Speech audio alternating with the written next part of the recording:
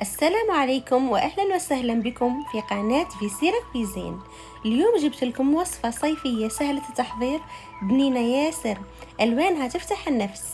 هي سلطة الطبقات التي تجمع بين الجزر والبطاطا والبطراف مع ذوق لا يقاوم. تقدري تعتمديها في جميع المناسبات. تابعوا معي الفيديو خطوة بخطوة لتتعرفوا على طريقة التحضير. بالنسبة للمكونات نحتاج بطاطا، جزر، بطراف.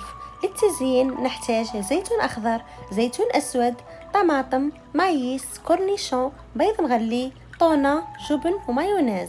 هنا كل واحد يدير حسب الشيء اللي متوفر عنده. نروح الآن لطريقة التحضير. أول حاجة نبدأ بها نحط الجزر والبطاطا في كسكاس باه نفوروهم. بالنسبة للبطراف نحطوه يغلي في الماء في البرمة من تحت كما موضح في الفيديو. نغطيوها ونخليها تفور، ومن بعد ما تطيب نحيها.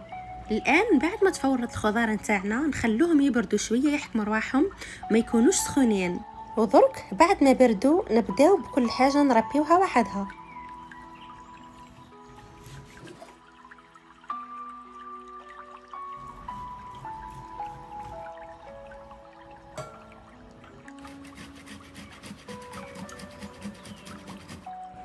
ودرك في هذه المرحله بعد ما ربينا الخضار كامل نديروا لهم فينيغرات، كل واحده تكون وحدها ونخلوها تتشربها.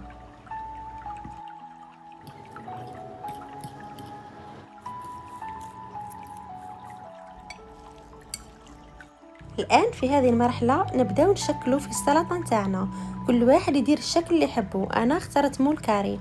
ايضا بالنسبه لترتيب الطبقات ديما نبداو بالبطراف باسكو هو يطلق الماء نتاعو، كون نديروه من فوق راح يفسد لنا كلش. بعد ما درنا طبقه البطراف ندير من فوقها مايونيز.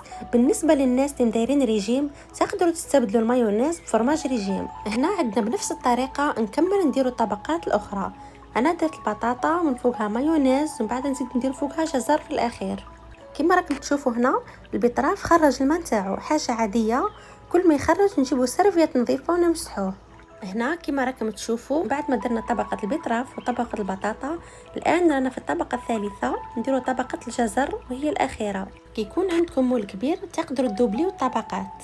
الان بعد ما كملنا الطبقات نديروا مايونيز في الاخير باه نربيو عليها بيض مغلي للتزيين. الان في هذه المرحله نغطوها ونحطوها في الثلاجه تبرد مليح وتحكم روحها.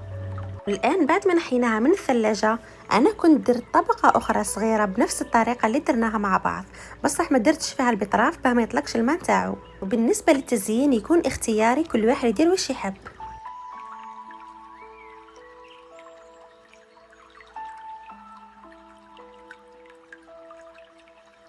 وفي الأخير السلطة نتاعنا جاهزة بألوانها الساحرة وذوقها الرائع.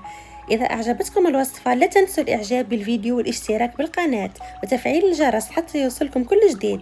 شكرا على متابعتكم، نلتقي في وصفة أخرى إن شاء الله. السلام عليكم.